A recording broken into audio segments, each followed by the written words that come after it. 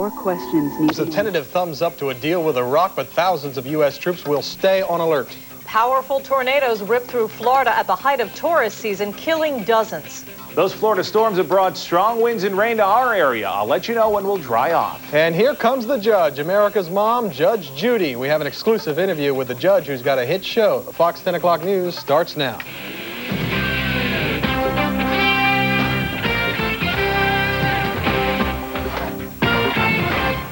It's a horror scene in Florida. Dozens are dead. Survivors say tornadoes were everywhere. Many Floridians could not get out of the way. Good evening, everyone. I'm Rich Noonan. More on the Florida twisters in a moment. I'm Jill Chernikoff. For now, an end to the threat of war with Iraq. And that's first on Fox tonight. We could have been talking about a new bombing campaign on Baghdad tonight. Instead, there is what many would consider to be good news. President Clinton has tentatively agreed to a deal that forces Iraq to open its hiding places to UN weapons inspectors. But there is skepticism over this deal. Jane Skinner has the very latest now, live. There certainly is a sense of anticipation here at the United Nations tonight. The Secretary General will be here in the morning, of course, to brief members of the Security Council on this deal with Iraq. Kofi Annan received some encouraging news from President Clinton today, who said the agreement will be acceptable if Saddam Hussein doesn't dishonor it. If fully implemented, and that is the big if. This commitment will allow UNSCOM to fulfill its mission. The president gave an initial but still cautious blessing to the deal brokered by UN Secretary General Kofi Annan in Baghdad this weekend. It's said to provide immediate and full access to suspected weapon sites and puts no time limits on the searches. Annan clinched the deal during a 3-hour meeting with Iraqi President Saddam Hussein on Sunday. It's a good agreement, and I'm hopeful that the Council will accept it. Some are skeptical. Senate Majority Leader Trent Lott says even if the agreement is not a good one, the president feels forced to accept it. I was worried that this initiative by Annan was going to put the president in a box. And that's exactly what's happened. Despite the apparent success of Annan's mission, U.S. military forces will remain in the Gulf until Saddam Hussein is tested. What really matters is Iraq's compliance, not its stated commitments. Not what Iraq says, but what it does. Annan is spending the night in Paris. UN delegates say they're encouraged by his deal, but will wait for the details Tuesday morning. Diplomacy backed with firmness and force can sometimes achieve more than diplomacy unaided. Now, what's in this deal for Saddam Hussein? Well, the agreement reportedly holds out promise that the economic sanctions will be lifted if Iraq complies with this deal in full. That's something Kofi Annan has called the light at the end of the tunnel. Again, the UN Secretary General will be here in the morning to brief members of the Security Council. Reporting live from the UN, I'm Jane Skinner, Fox News. All right, Jane, thanks. A couple of U.S. senators from our region are expressing concern about this latest deal with Saddam. They, like many people, have seen the Iraqi leader break promises before. George Mellet has been sampling reaction. He joins us now from our newsroom with that story. George? Well, Rich, like Trent Lott, the people I talked to today, well, they don't trust Saddam Hussein as far as they can throw him. And since the UN Security Council has yet to approve this agreement, everyone is choosing their words carefully.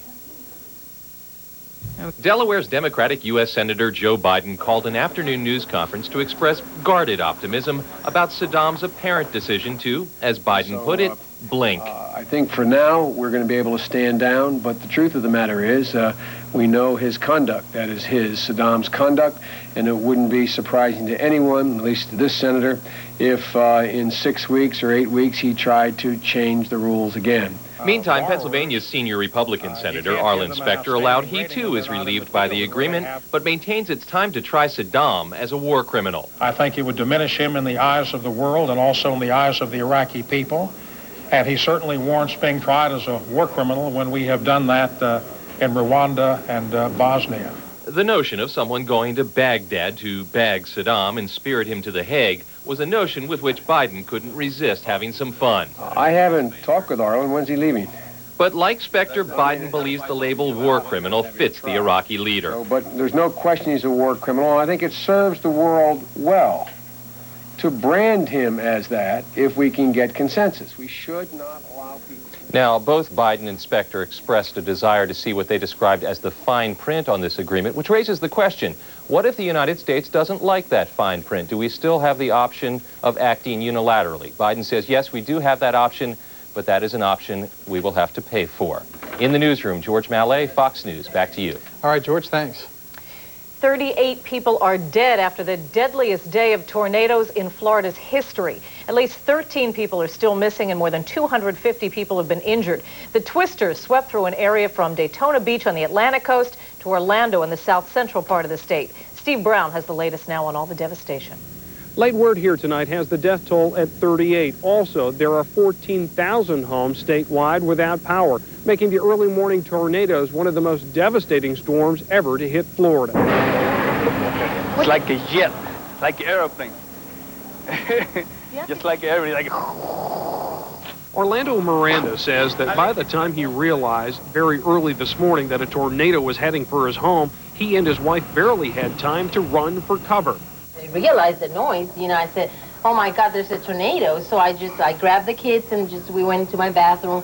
I got inside the bathtub and I just embraced the kids. The Mirandas were lucky. Only minor damage to their home, but just around the corner, several homes of their neighbors were destroyed. And nearby, major portions of a shopping plaza were flattened. Miraculously, only one serious injury was reported here. But hardest hit in human terms was this Kissimmee subdivision. The Morningside Mobile Home Park was devastated by the twisters. 13 of the confirmed dead were found here. Authorities brought in dogs this evening to search the ruins of the mobile home park for other possible victims. And as people made their way to their homes in the damaged areas throughout the Kissimmee area, authorities are taking steps to keep out looters. To show ID before they actually go down the road or whatever. We have armbands for them, but we put their address and stuff on so we know that all the people walking around here, that they actually belong here. There is also an emergency curfew here in Kissimmee. No one on the streets from 6 p.m. until 7 a.m. Authorities tell us when the sun comes up, the search for missing persons will continue. In Kissimmee, Florida, Steve Brown, Fox News. And it is a mean night in our region. Police all over the area report about a dozen accidents in the last couple of hours. Our weekly nor'easter is pounding the Jersey Shore, and the rain is coming down in sheets in Philadelphia. If you are planning to go out for third shift or something else, give yourself some extra time tonight. Many streets are flooded all over the region. If you are headed north, you might hit some snow tonight. Take it easy there as well. Yeah, it seems that the storms that they're having in Florida are heading up the East Coast. Yep, Frank is here to tell us if we'll be affected with the next one. Here's Frank with first weather. Frank? We have a few more areas of rain to move through from that storm system in Florida, Rich. The best way to look at it is on Fox Doppler radar, and you will be able to see more moisture coming in our direction. By far the heaviest rain still down the shore in New Jersey. All the precipitation will be liquid here in Philadelphia overnight. Your wake-up forecast is calling for breezy conditions. It will be wet with a temperature right around 38 degrees. We have sunshine, we have dry weather, and much warmer temperatures in the forecast. We'll talk about all those coming up a little bit later. Jill? All right, Frank, thanks. Tonight, Megan's Law weathers another legal storm. A public defender had argued that community notification is like punishing sex offenders twice for the same crime. But today, the Supreme Court rejected the double jeopardy challenge. With this latest hurdle cleared, we can now fully implement the law without concern of some higher court review.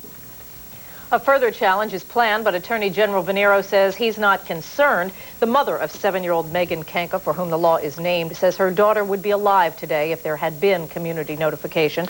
But Maureen Kanka says she's grateful that there's now a law to safeguard other children. The search is on tonight for the killer of a King of Prussia ballroom dance instructor. The 66-year-old woman was murdered inside her dance studio in an apartment complex near the King of Prussia Mall. As Dave Schradweiser reports, residents there are eager for an arrest. The sign outside the Marquee Apartments boasts Best in Apartment Living, 1997 award winner. Try telling that to residents here who watched detectives combing the grounds looking for clues in the murder of Joan DeMarco. The popular 66-year-old ballroom dance instructor was beaten to death in her first-floor dance studio sometime Sunday morning. Her killer remains at large. Spooky's the word. If you live here, it's spooky. Investigators aren't saying much about their case, not wishing to tip their hand to the killer. What they are saying is that the victim may have walked in on the killer during a burglary, or that she may have been inside the dance studio when the killer broke in. a co-worker called and asked us to check her welfare, at which time we got a hold of maintenance at the apartment complex, entered her apartments, did not find her in the apartment, and the next step was the dance studio where her body was discovered. Duber says electronic equipment was